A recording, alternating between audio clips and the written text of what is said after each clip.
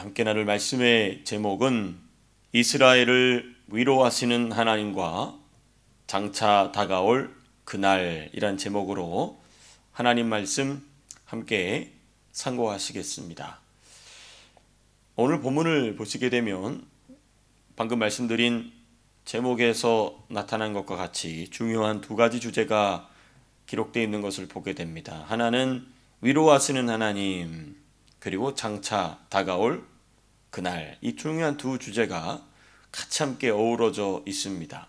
이게 이제 소선지서의 특징입니다. 다른 성경의 다른 부분도 이런 특징이 아주 있지만 당연히 있지만 가장 이것이 두드러진 게 소선지서의 특징입니다. 장차 아직 일어나지 않았지만 장차 다가올 어떤 날에 관하여서 어느샌가 주제가 바뀌어 있죠. 분명히 그 당시 아니면 그 당시 이후의 짧은 이후의 미래에 관한 말씀인데 쭉 읽다 보면 어느샌가 먼 미래, 어느 시점에 일어나게 될 어느 한 사건을 조명하고 주목하고 있는 것을 보게 됩니다. 우리 그런 관점에서 우리가 한 구절씩 말씀 함께 살펴보시겠습니다. 먼저 우리 14절과 15절 두 구절 먼저 보시게 되면 이스라엘을 위로하시는 하나님에 대한 말씀 기록되어 있습니다. 14절 그렇게 되어 있죠. 보라, 내가 그를 타일러 거친 들로 데리고 가서 위로하고.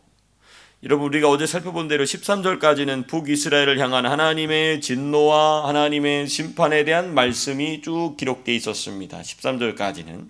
근데 14절부터는 하나님께서 그들을 위로하시고 그들을 회복시키실 하나님의 계획에 대한 말씀 기록되어 있는 것을 보게 됩니다. 주목할 점은 그 위로하시는 하나님, 또 하나님의 위로를 받는 이스라엘 백성에 대한 말씀에서 주목할 점은 바로 그 하나님께서 그들을 타이르시고 그들을 위로하시는 장소가 어디냐는 것이죠. 어디로 되어 있습니까? 거친 들이다. 영어로는 이렇게 되어 있어요. Into the wilderness. wilderness면 뭡니까? 광야예요, 광야. 하나님께서 그들을 광야로 데리고 가서 그들을 위로하신다, 이렇게 말씀하고 있어요.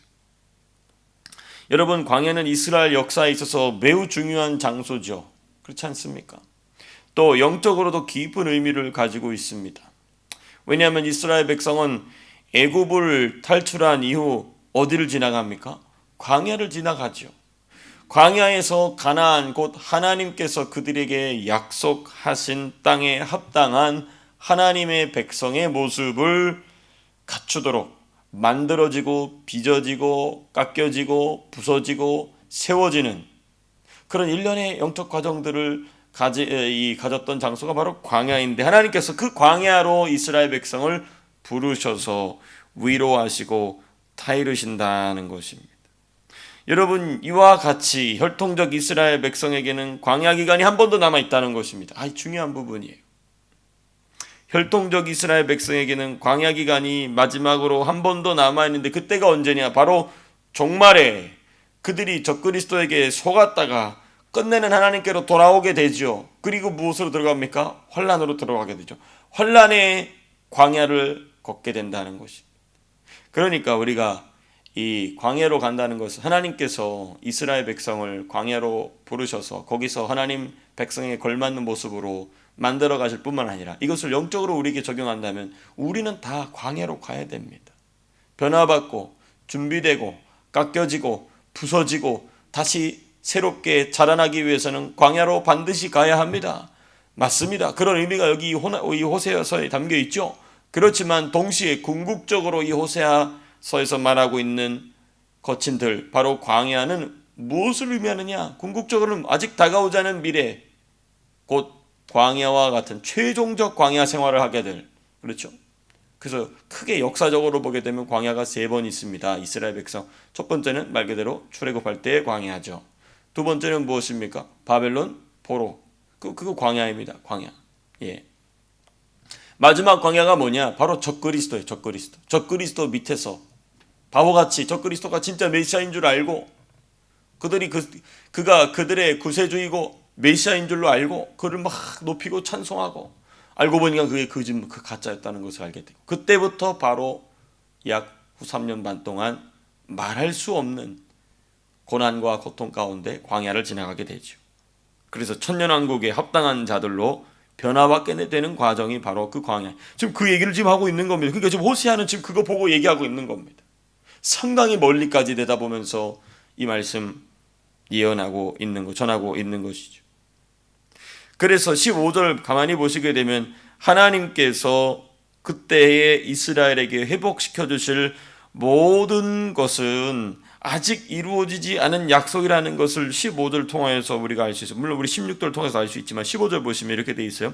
거기서 비로소 그의 포도원을 그에게 주고 악을 골짜기로 소망의 문을 삼아 주리니 그가 거기서 응대하기를 어렸을 때와 애굽 땅에서 올라오던 날과 같이 하리라. 이거 이때 뭐냐면 거대한 민족이 가나안 땅으로 들어가서 그 가나안 땅을 누리는 것처럼 누리게 된다는 거예요. 근데 지금 이스라엘 백성이 상당한 이 군사력과 정치력과 이 재정 능력을 가지고 있지만 아직 우리가 잘 알고 있지만 예루살렘 성전 위치도 제대로 회복이 됐습니까? 안 됐습니까? 안 됐죠. 끝까지 이 말씀은 성취가 안 된 거예요. 그러니까 이건 장차 다가올 어느 한 시점에 일어날 일에 대한 예언의 말씀인 것입니다. 이걸 누가 제일 잘 아냐? 유대인들 본인들이 잘 알아요. 구약 성경 붙잡고 이것만 붙잡고 역사 연구하는 그 사람들도 아직 이 일은 이루어지지 않았다는 걸 본인들도 잘 압니다. 그렇습니다. 자, 그다음에 이제 우리가 살펴봐야 될 두 번째 주제가 상당한 분량으로 본문에 있습니다. 16절에서부터 23절까지. 장차 다가올 그날과 그날에 일어날 일들입니다. 여러분, 3번 반복하여 사용된 단어, 사용된 표현이 바로 그날입니다. 그날. 그렇죠? 제일 먼저 사용된 것이 언제냐면 16절.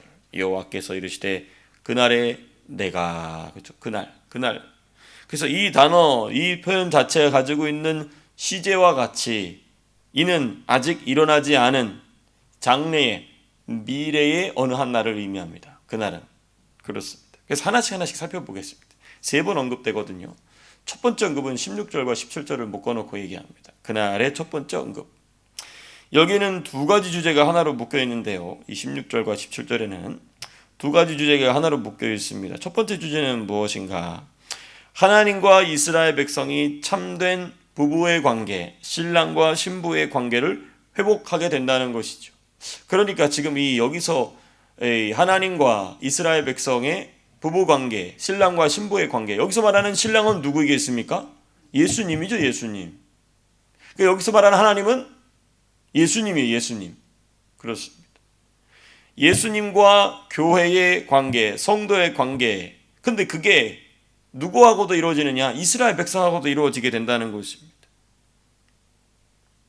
그게 제가 두 가지 내용이 같이 묶여 있다고 그랬죠. 첫 번째 내용은 하나님과 이스라엘 백성의 신랑과 신부의 관계이고, 두 번째는 뭐냐? 하나님과 이스라엘 백성의 참된 신랑과 신부의 부부의 관계를 방해하는 핵심 요인, 핵심 근원, 그 뿌리인 바알의 영향력을 하나님께서 완전히 제거하신다는 것입니다. 바알의 영향력을 하나님께서 완전히 제거하신다. 그게 몇 절에 나와 있습니까? 18절,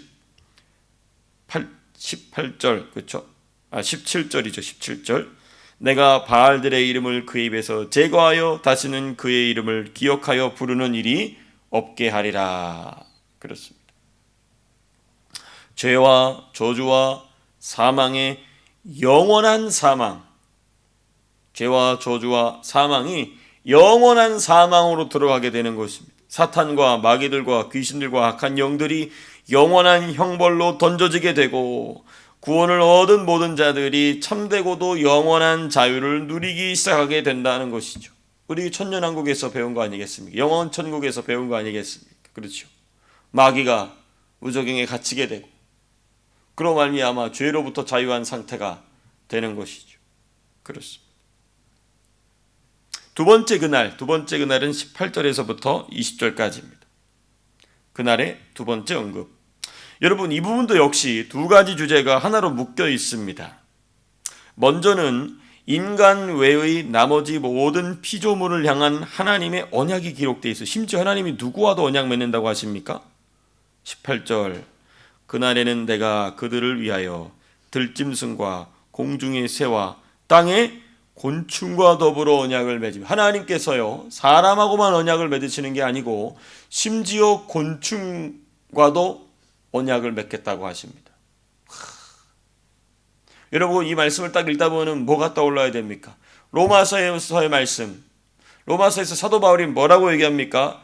그쵸? 피조물들이 탄식함으로 누가 나타나기를 기다린다. 하나님의 아들들이 나타나기를 기대한다고 그랬어요. 왜? 하나님의 아들들이 나타나야 자신들이 죄와 저주와 사망에, 아담과 하와로 말미암아 죄와 저주와 사망이 사람에게만 영향 미치는 것이 아니라 모든 피조 세계를 죄와 저주와 사망 아래로 굴복시켜 버렸거든요. 그런데 이제 온전히 변화된, 온전히 영원히 변화된 하나님의 자녀들이 나타나게 될 그때에 비로소 자신들의 본래의 모습을 뛰어넘어 그들과 더불어 함께 영원한 존재로 바뀌게 될 것을 탄식하기를 고대한다는 거예요.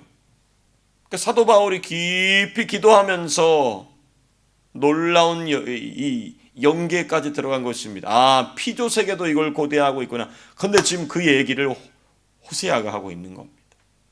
호세아의 스타일로. 그렇죠? 하나님께서 호세아에게 보여주신 방법대로 지금 이 이야기 하고 있는 것이죠. 곤충들하고 하나님께서 땅에 기어다니는 곤충들하고도 언약을 맺으신다는 것입니다. 하나님께서는 피조 세계에 이렇게 깊은 관심을 두고 계신다는 것입니다. 그렇습니다. 놀라운 내용이 아닐 수 없죠. 그러니까 확실히 그날은 아직 다가오지 않은 그날입니다. 장차 그 이사야서에도 나오지 않습니까? 피조물들이 하나님과 언약을 맺음으로, 로마서의 사도 바울식으로 얘기한다면 하나님의 아들들이 나타남으로 피조물들이, 그래서 이 사자들이 누구와 뛰놉니까? 어린 양과 사자들이 뛰어놀고, 어린이들이 어디에 손을 넣습니까? 독사굴에 손을 넣어도 그게 무엇입니까? 언제입니까? 바로 죄와 저주와 사망이 사라진 영원 천국의 상태, 천년왕국과 영원 천국의 상태인 것이죠. 완전한 그리스도의 통치, 모든 것이 완벽하게 그리스도 아래 굴복해 있는, 그리스도 안에 거하는 그 상태. 우리가 선지서를 보면서 놀라지 않을 수 없는 것이 바로 이런 부분 때문인 것이죠. 자, 근데 이 부분에 또 다른 부분, 두 가지 주제가 묶여 있다고 그랬죠. 첫 번째는 피조물이 본래의 상태로 돌아가길 바라는, 심지어 곤충까지도 하나님과 언약을 맺게 되는 이 내용과 더불어 또 다른 내용은 뭐냐? 그날의 첫 번째 언급에서도 이미 말씀된 내용인데요. 바로 무엇이냐? 그 방향이 살짝 바뀝니다. 먼저 첫 번째 그날 언급할 때는 이스라엘이 하나님을 남편이라 부르기리라 이렇게 말씀하셨어요. 그런데 이 두 번째 그날에서 두 번째 부분에는 뭐냐? 하나님이 이스라엘에게 뭐 하신다? 장가든다라고 말씀하고 있어요. 그 19절에 그렇게 돼 있죠. 19절 20절 내가 내게 장가들어 영원히 살되 공의와 정의와 은총과 긍휼이 여김으로 내게 장가들며 진실함으로 내게 장가들리니 내가 여호와를 알리라. 그러니까 첫 번째 신랑과 신부에서는 이 신부된 이스라엘 백성이 하나님과 혼인하게 되는, 하나님을 남편이라 부르게 되는, 바알을 남편이라 불렀는데 더 이상 바알이 자신의 남편이 아니라 오직 하나님, 오직 예수님 한 분이 자신들의 신랑 되심을, 남편 되심을 고백하게 되고, 두 번째 그날에 와서는 하나님께서 신부된 이스라엘 백성에게 장가들어오겠다, 이 말씀하고 계십니다. 그러니까 여러분이 이 영적인 혼인 관계라는 것은 너무나 중요한 의미를 성경 안에서 내포하고 있음을 보게 됩니다.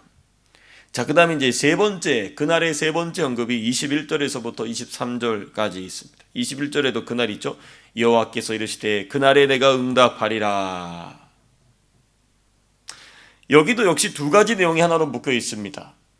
먼저는 하늘과 땅이 하나님께 응답함으로써 땅에 풍요롭고 기름진 축복을 내리신다는 것입니다.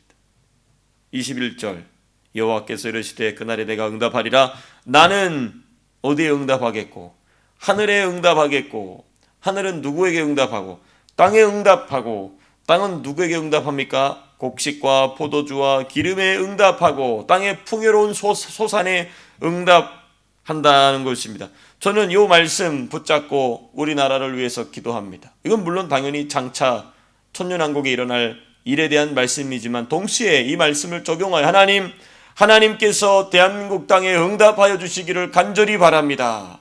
기도하게 되시기를 바랍니다. 우리 주일 저녁부터 기도하려고 하지 않습니까?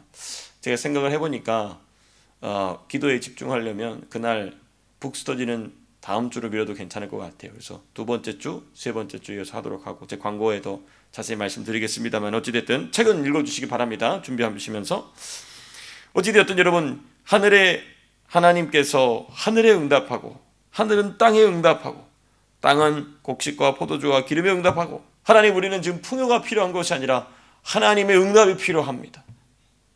우리가 그렇게 기도될 줄로 믿습니다. 그렇습니다. 어찌됐든 본문은 하나님께서 하늘과 땅에 응답하심으로 특별히 가나안 땅에 또 가나안 땅뿐만이 아닙니다. 그 가나안을 중심으로 하나님께서 풍요로움을 허락하신다는 것이죠. 여러분 천년왕국의 풍요로움은 이루 말할 수 없을 것입니다. 왜? 죄와 저주와 사망이 무정에 갇혀있기 때문에 사람들이 하나님 주신 지혜와 총명으로 선의의 경쟁을 하게 됩니다. 서로가 서로를 믿게 되는 것이죠. 믿게 된다는 말이 필요 없어지게 됩니다. 의심이란 게 사라져 버립니다. 이미 서로가 서로의 선의를 이미 알고 있는 상태. 그 상태에서 인류가 어마어마하게 발전에 들어가게 됩니다. 거기서 누리게 되는 풍요, 하나님 주시는 것이죠. 그렇습니다. 지금 그 얘기를 지금 하고 있는 것입니다. 그 다음은 23절에 기록된 두 가지 내용이 하나로 묶여 있다고 그랬죠. 두 번째는 23절에 기록된 말씀으로서 하나님께서 혈통적 이스라엘 백성만 아니라 긍휼히 여김받지 못하던 자들을 긍휼히 여기신다. 하나님의 백성이 아니던 자들을 하나님의 백성으로 여기시게 된다는 말씀이 23절에 나옵니다.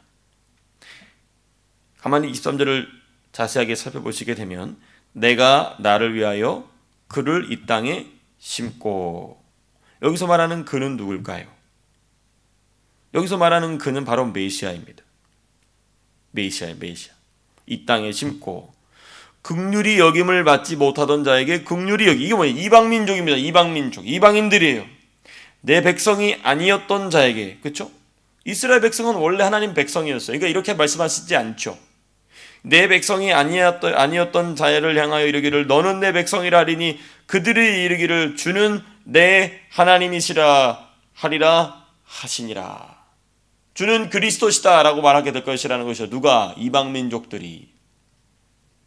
그 호세아서 놀랍지 않습니까? 벌써 구약 성경에서 구약 시대에서 장차 회복될 이방민족들, 저 여러분들에 대한 말씀, 저 여러분들이 이 말씀에 해당 혜택을 받은 자들입니다. 긍휼 받지 못하던 하나님의 백성이라 단 한 번도 일컬음 받지 못하던 저 여러분들이 하나님의 백성이라 일컬음 받게 된 것은 이 말씀, 다른 부분도 있지만 이 말씀의 성취 때문에 그렇게 됐다는 것이죠. 얼마나 감사한 일인지, 그리고 얼마나 놀랍습니까? 호세아가 벌써 그걸 보고 있던 것입니다. 그 북이스라엘과 남유다가 아직도 있던 그 시대에 벌써 이걸 본 것이죠. 이게 바로 소선지서의 매력입니다. 매력. 그렇습니다. 우리가 이렇게 중요한 세 가지 주제를 본문 통하여서 살펴봤습니다. 이 모든 일이 무엇으로 시작이 됩니까? 위로하시는 하나님. 어디에서? 광야에서. 광야에서 위로하시는 하나님의 사역으로부터 이 그날에 대한 비밀이 열렸죠. 동일합니다. 우리 개인의 삶도 하나님, 우리가 영적인 광야를 걸어갑니다. 하나님께서 위로하시고 타이르시고 우리를 변화시키시는 그 기간 가운데 하나님께서 이루고자 하시는 미래의 일들을 더욱 명확하게 알게 하여 주시옵소서. 마치 그날의 일을 오늘 본문처럼 자세하게 가르쳐 주신 것처럼 동일하게 조국 대한민국이 지금 광야 가운데 있습니다. 주님, 광야에서 패역함으로 그 광야에서 죽어 저주와 사망을 당하는 것이 아니라 광야에서 하나님 바라시는 목적대로 변화받는 민족 되게 하여 주시옵시고 그 광야에서 변화받음으로 장차 하나님께서 이루실 영광스러운 일들을 미리 보여주시고 그 일을 향하여서 소망을 품는 민족 나라가 되게 하여 주시옵소서 라고 우리가 기도해야 될 줄로 믿습니다.